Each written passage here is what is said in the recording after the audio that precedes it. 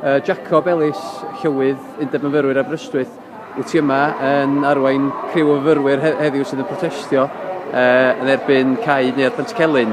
Ellith chi gliro pam bo chi yma felly? Da ni yma, mae'na griw o fyfyrwyr wedi dod i lawr o Brifysgol Aberystwyth i dangos eu anfogonrwydd nhw gyda'r penderfyniad, fydd y cyngor y Brifysgol wedi penderfynu arno fo yn mis Gorffennaf. Penderfyniad felly gae neuadd Pantycelyn. Neuadd sydd wedi bod yn neilwyd i nifer fawr o fyfyrwyr dros y blynyddoedd, dros y canrifoedd. A mae'n bwysig bod y Brifysgol yn gwrando ar ein llais, ar ein penderfyniad ni yma heddiw yn protestio. A mae y criw myfyrwyr sydd yn protestio yn gwisgo tap di dros di cegau, beth yw'r rhesymeg til hynny? Maen nhw'n gwisgo tap heddiw i brofi'r pwynt, nad yw'r Brifysgol Aberystwyth yn gwrando.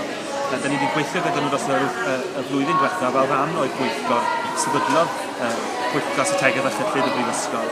Oedd yr argymhellion yn glir bod y neuadd yn ffit i fod ar agor yn mis Medi. Mae'n di gwrthod ar argymhellion hynny. Mae'n bwysig na bod y Brifysgol yn ymrwymo i gynllun clir o ran amserlen ac cynllun ariannol i ariannu neuadd Pantycelyn. A beth ydych chi'n gobeithio fydd canlyniad y brotest yma heddiw? Da ni'n gobeithio bydd uwch swyddogion y Brifysgol yn gwrando.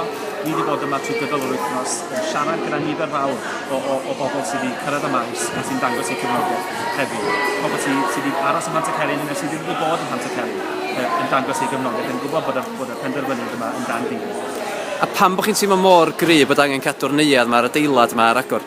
Mae neuadd Pantycelyn wedi bod yn gartre i llawer iawn o fyfyrwyr. Mae pethau cenedlaethol i dechrau yma yn y neuadd yma.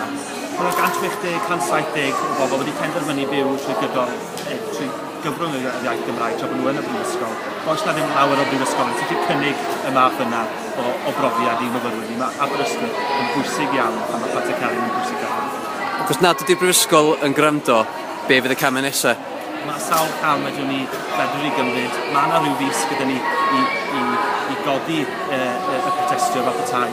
Mae Pantycelyn wrth gwrs yn stadlu fori a dyn ni'n cefnogol iawn ac yn gobeithio bydd y Brifysgol yn cefnogi ni wrth i yn y Pantycelyn fynd ar y llwyfan. Ond mae yna sawl cyfarfod gyda ni tan bod y penderfyniad terfynol yn cael ei wneud.